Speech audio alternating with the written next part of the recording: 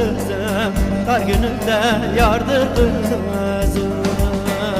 Ana baba yeri dolmaz, dar gününde yardır kızım, dar gününde yardır kızım.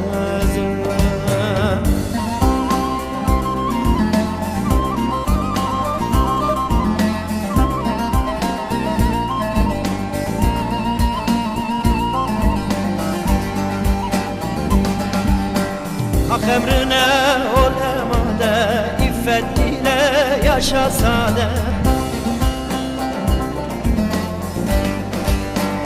Yüzündeki saf ifade, ah alnında nurdur kızım, ah alnında nurdur kızım. Yüzünde